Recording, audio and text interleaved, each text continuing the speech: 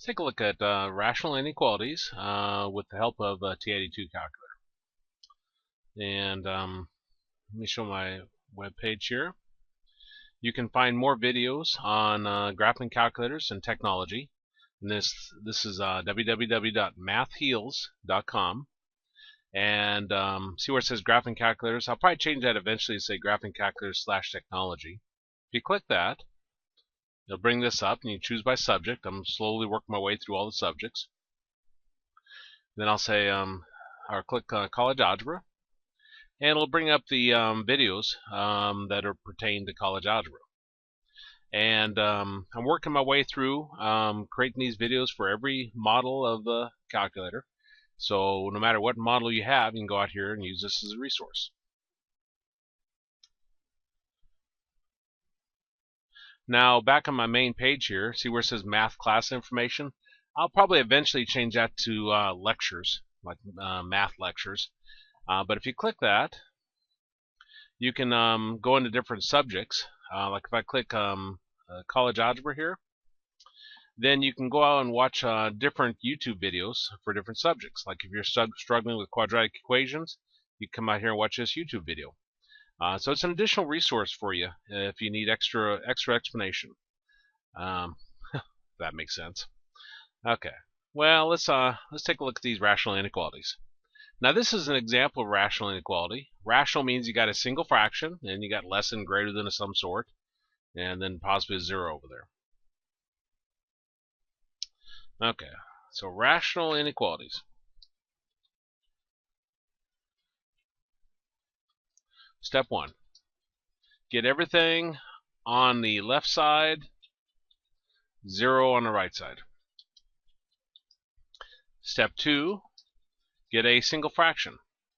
Rational means single fraction, so you have to get a single fraction. Step 3. Factor the top, factor the bottom. So factor the numerator, factor the denominator. Set each factor equal to 0. Set each factor equal to 0 and solve. These are critical values. Then step 4, using the x-axis,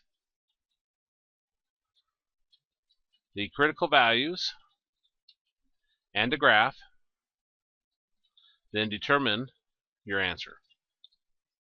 Now if you got less than or equal to, your answer is below the x-axis.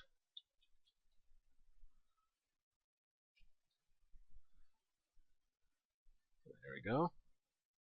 If you got a greater than or equal to, your answer is above the x-axis.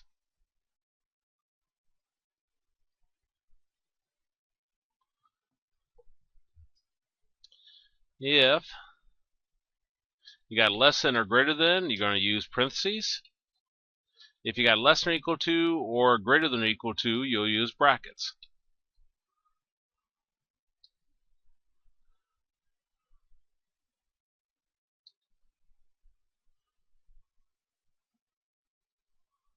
There we go. Well, let's take a look at our problem now.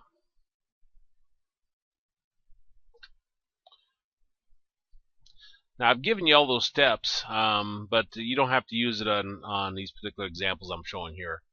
But those are steps that work 100% of the time. Okay, step 1, get everything on the left side, 0 on the right side. We have a 0 on the right side, so that's done.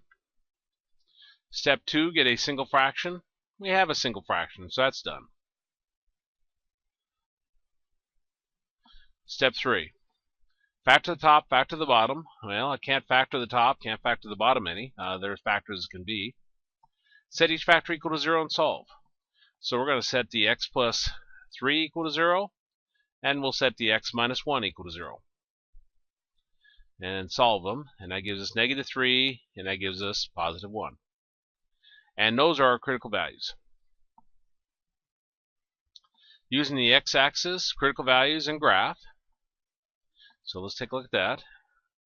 Here's our x-axis.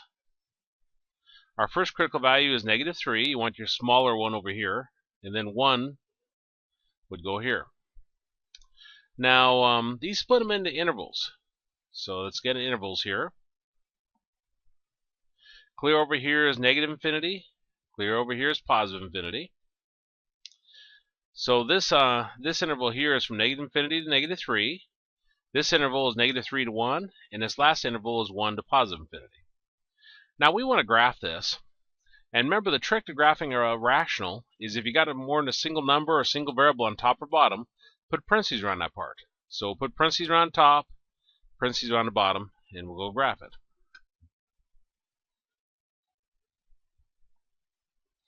Okay, so I'm going to press my y equals, clear, do a beginning parentheses, x plus 3, closing parentheses, divided by, beginning parentheses, x minus 1, closing parentheses, and now graph. Now our critical values is where our graph changes, potentially changes, I should say. Our first one's negative 3. So here's negative 3 right here. And if I look to the left of it, I can see it's above the x-axis. Now I don't care to graph this correct. I just want to mark that it's above. Okay, from negative 3 to 1. Well, negative 3 is somewhere here, and here's 1. I can see it's below. If it's below in part of the interval, it's below in all of it. So this is below here. And from 1 on, well, here's 1. And from 1 on, I can see my graph is above the x-axis. So I'll mark it that way. Again, I do not care to graph it correctly. I'm just trying to identify above and below.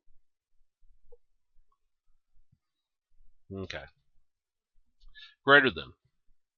Greater than says the answer is above the x-axis. So we're going to look where it's above. Well, it's above here, so that's an answer. And it's above over here, so this is an answer. Now this first interval is negative infinity to negative 3. This interval is 1 to positive infinity. Now infinities always have parentheses on them. Greater than. Greater than says we're going to use parentheses down here. Just right here. So that means I'll put parentheses here, parentheses here. If you got 2 or more intervals, you connect them with union symbols. And that's our answer. Okay, let's look at another example. We've got x over x minus 3 is greater than or equal to 2. Step 1. Get everything on the left side, 0 on the right side. Well, I'm going to take this 2 and I'll move it over to the left side. Remember, when you take anything across your inequality symbol, the sign changes. So the positive 2 becomes a negative 2. And we got 0 on the right side. So that was step 1. Step 2, get a single fraction. Now, remember 3 1/2. That's the same as 3 plus 1/2. That's a mixed number form. And how we'd simplify this is we'd take the 3 and multiply times the 2, multiply times the denominator, and then we add the 1, the numerator. And then our denominator would stay as is. So again, I took the 3 and I multiplied it times our denominator, and I added the numerator. And the old denominator stayed as is. Well, this is a mixed number form. Looks bizarre, but it still is. So we're going to take the negative 2 that's to the side. We're going to multiply it times our denominator. So negative 2 times x minus 3. And then we're going to add our numerator. So again, took negative 2 times our denominator, and then we added our numerator. And your old denominator stays as is. So this stays x minus 3. Well, now multiply this through. Negative 2 times x is negative 2x. Negative 2 times negative 3 is 6. Plus x over x minus 3 is greater than or equal to 0. Negative 2x plus x is negative x. Plus 6 over x minus 3 is greater than or equal to 0. And we got our single fraction. Step 3. Factor the top, factor the bottom. Now I could factor a negative 1 out of the top, since my first term's negative. Probably wouldn't do me much good though, because that's pretty basic as is. Then it says set each factor equal to 0 and solve. So we'll set the negative x plus 6 equal to 0, and we'll set the x minus 3 equal to 0. Now here I'll take negative x to the right side, and we get 6 equals x. And here I'll take negative 3 over, and we get x is equal to 3. And those are our critical values. Okay, step 4. Using the x-axis. So here's the x-axis, our critical values, which are 3 and 6. So here's 3, and here's 6. And these split them up in intervals. So again, I'll specify those intervals. Clear over here is negative infinity. Clear over here is positive infinity. This first interval is from negative infinity to 3. This one is 3 to 6. And our last interval is 6 to positive infinity. Now we want to graph this. And you can graph any of these parts where you have 0 by itself on the right side. I'm going to choose this last one because it looks simplest to me. And again, trick to it is put parentheses around top, parentheses around the bottom. Other than that, you plug it in as you see it. So I'm going to press my y equals, press my clear, do a beginning parentheses, negative x plus 6, closing parentheses, divided by, beginning parentheses, x minus 3, closing parentheses, and then graph. Okay, so our first critical value is 3, which is right here. If I look to the left of it, I see my graph is below the x-axis, which means it's below here. Between 3 and 6, well, here's 3, and 6 has to be somewhere here. I see it's above in part of the interval. That means it's above in all of it. From 6 on, I don't know where 6 is exactly, but it's got to be somewhere here. Anyway, to the right of it, I see that it's below in part of it. Well, if it's below in part of it, it's below in all of it. So that's going to be what we're looking for above and below.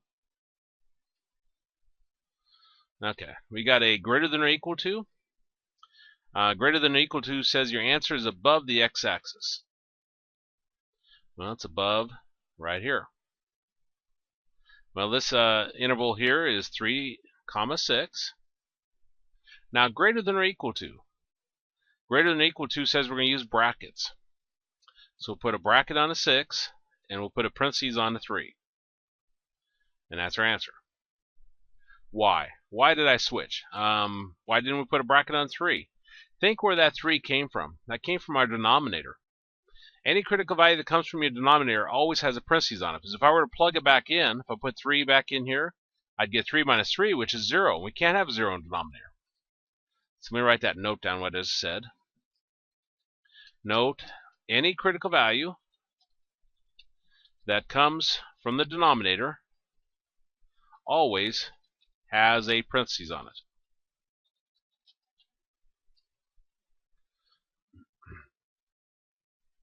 And that was solving rational inequalities with the help of the TI-82 calculator.